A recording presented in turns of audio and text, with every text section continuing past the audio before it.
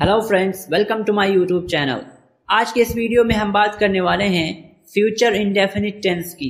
Future indefinite tense ऐसे जुमले होते हैं जिनमें मुस्तकबिल में यानी कि आने वाले ज़माने में किसी काम के करने के बारे में बताया जाता है, लेकिन हमें ये मालूम नहीं होता है कि काम कितना हुआ है, यानी कि पता नहीं चलता है कि काम की कैफियत कैसी है। और इस तरीके के जुमलों को पहचानने का तरीका ये है कि उर्दू में इस तरीके के जुमलों के आखिर में गा, गे, गी वगैरह के अल्फाज होते हैं। और अब हम फ्यूचर इंडेफिनिट टेंस के जुमलों को बनाकर देखेंगे। तो सबसे पहले हम इसका अफर्मेटिव सेंटेंस बनाएंगे और फिर उसी के मुताबिक तमाम जुमलों को बना लेंगे। जैसा कि आपने पिछली वीडियोस में देखा है, तो हम एक सेंटेंस लेते हैं, जैसे कि तुम इम्तिहान में कामयाब हो जाओगे। हम इस जुमले को बनाएंगे। तो फ्यूचर इंडेफिनिट टेंस के जुमलों को बनाने का तरीका ये है कि सबसे पहले हम सब्जेक्ट लिखते हैं और फिर उसके बाद विल लिखते हैं और फिर उसके बाद वर्ब की फर्स्ट फॉर्म लिखते हैं और फिर उसके बाद ऑब्जेक्ट लिख देते हैं। तो जैसे कि हमने कहा तुम इम्तिहान में कामयाब हो जाओगे, तो इस जुमले को बनाने में सबसे पहले हम सब्जेक्ट यू लिखेंगे और फिर उसके बाद हेल्पिंग वर्ब विल लिखेंगे और फिर उसके बाद वर्ब की फर्स्ट फॉर्म लिखेंगे, यानी कि पास के माना होते हैं कामयाब होना, और फिर उसके बाद ऑब्जेक्ट लिखेंगे, यानी कि एग्जाम के माना इम्तिहान के होते हैं। इस तरीके से हमारा ये जुमला बनेगा you will pass the exam, यानी कि तुम इम्तिहान में कामयाब हो जाओगे। और अगर हम इसी जुमले को निगेटिव सेंटेंस बनाएं तो बहुत आसान है। हमको पूरा जुमला इसी तरीके से लिखना है, सिर्फ विल के बाद नॉट बढ़ा देना है, जिससे कि ये जुमला निगेटिव हो जाएगा। जैसे कि हम कहें कि तुम इम्तिहान में पास नहीं होगे, तो अब इस जुमले को हम इस तरीके से कहेंगे you will not pass the exam, यानी कि तुम इम्तिहान में कामयाब नहीं होगे।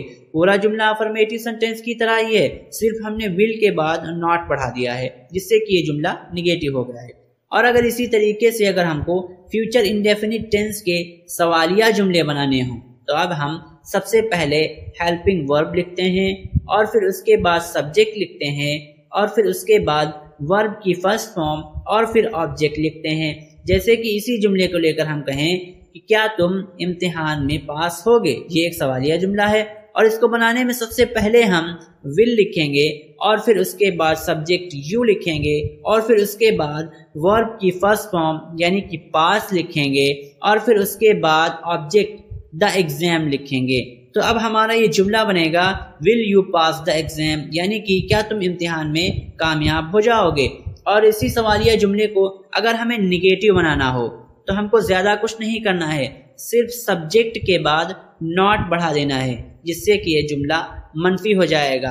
तो जैसे कि अगर हम कहें कि क्या तुम इम्तिहान में कामयाब नहीं होगे, तो हम इसको इस तरीके से बनाएंगे कि will you not pass the exam, यानी कि क्या तुम इम्तिहान में कामयाब नहीं होगे। जैसा कि आप देख सकते हैं कि पूरा जुमला उसी तरीके का है, सिर्फ हमने सब्जेक्ट के बाद यानी कि यू के बाद नॉट बढ़ा दिया है, जिससे कि ये जुमला मनफी हो गया है।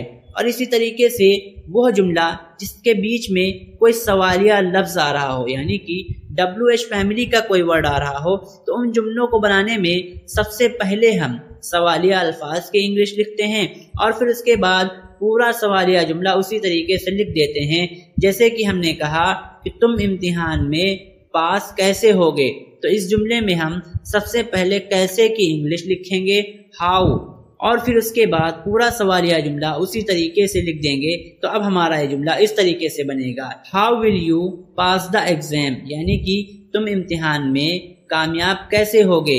इस तरीके से हमने फ्यूचर इंडेफिनिट टेंस के 5 तरीके के सेंटेंसेस को बनाकर देख लिया है। अब हम इसकी कुछ और मिसालों को देख लेते हैं। जैसे कि मैं कल अपने दोस्त के पास जाऊंगा, I will visit my friend tomorrow. इसी तरीके से जैसे कि वो शाम को एयरपोर्ट पर पहुंचेंगे, they will arrive at the airport in the evening. ये दोनों तो अफर्मेटिव की मिसालें थी। अब हम कुछ निगेटिव मिसालें देखते हैं। जैसे कि वो अगले हफ्ते मीटिंग में शिरकत नहीं करेगी, she will not attend the meeting next week. मैं कल स्कूल नहीं जाऊंगा, I will not go to the school tomorrow. इसी तरीके से इंट्रोगेटिव की मिसालें जैसे कि क्या तुम सनीचर को पार्टी में आओगे, will you come to the party on Saturday. और जैसे कि क्या वो आखिरी वक्त से पहले तक प्रोजेक्ट मुकम्मल करेंगे? Will they finish the project before the deadline? क्या वो अगले महीने में मुकाबले में हिस्सा नहीं लेंगे? Will they not participate in the competition next month? और WH फैमिली की कुछ मिसालें जैसे कि आइंदा हफ्ते तुम क्या करोगे? What will you do next weekend? और ऐसे ही जैसे कि वो अपनी छुट्टियों के लिए कहाँ जाएंगे? Where will they go for their vacation? Future tense में एक बात याद रखने की है कि पहले फ्यूचर टेंस में दो हेल्पिंग वर्ब का इस्तेमाल होता था, यानी कि विल का और शेल का। विल का तमाम सब्जेक्ट के साथ और IV के साथ शेल का इस्तेमाल होता था, लेकिन अब एडवांस इंग्लिश में यानी कि नए ज़माने में शेल का इस्तेमाल नहीं होता है। तमाम सब्जेक्ट के साथ सिर्फ विल का ही इस्तेमाल होता है। लेकिन अगर हमको अपनी बात में ज़ोर पैदा करना हो तो उसके लिए हम शेल का इस्तेमाल करते हैं, यानी कि अगर हमको किसी को कोई धमकी देनी हो, कोई वादा करना हो, तो उस वक्त हम शेल का इस्तेमाल करते हैं। यानी कि कुल मिलाकर अपनी बात को जब जोर देकर कहना हो तो उस वक्त हम शेल का इस्तेमाल करते हैं। जैसे कि एक सेंटेंस है, मैं तुमको कल 200 रुपए दूंगा। ये एक वादा है, इसलिए हम इसको इस तरीके से बना सकते हैं। सबसे पहले हम सब्जेक्ट आई लिखेंगे और फिर उसके बाद हेल्पिंग वर्ब शेल लिखेंगे और फिर उसके बाद वर्ब की फर्स्ट फॉर्म गिव लिखेंगे, क्योंकि गिव के माना देने के होते हैं। और फिर उसके बाद हम ऑब्जेक्टिव पार्ट को लिखेंगे। तुम के लिए यू लिखेंगे, 200 रुपए के लिए 200 रुपीज लिखेंगे और कल के लिए टुमारो लिखेंगे। इस तरीके से ये जुमला बनेगा, I shall give you 200 rupees tomorrow. और इसी तरीके से अगर हमको कोई धमकी देनी हो, जैसे कि मैं तुमको मारूंगा, तो इस जुमले को हम इस तरीके से बना सकते हैं। सबसे पहले हम सब्जेक्ट आई लिखेंगे और फिर उसके बाद हेल्पिंग वर्ब शेल लिखेंगे और फिर उसके बाद वर्ब की फर्स्ट फॉर्म बीट लिखेंगे, क्योंकि बीट के माना मारने के होते हैं। और फिर उसके बाद हम ऑब्जेक्ट यू लिखेंगे। इस तरीके से जुमला बनेगा, आई शैल बीट यू, यानी कि मैं तुमको मारूंगा। यानी कि कुल मिलाकर बात यह है कि शेल का इस्तेमाल टेंस के जुमलों में अब नहीं होता है। और हमने जो आपको ये बताया है ये भी बहुत कम होता है, यानी कि इसका इस्तेमाल भी बहुत कम लोग करते हैं। शेल का इस्तेमाल अब सिर्फ मॉडल वर्ब के तौर पर ही होता है। सो फ्रेंड्स, इस वीडियो में हमने फ्यूचर इंडेफिनिट टेंस के बारे में बात की है और इस वीडियो में बस इतना ही। So please subscribe and hit the bell icon.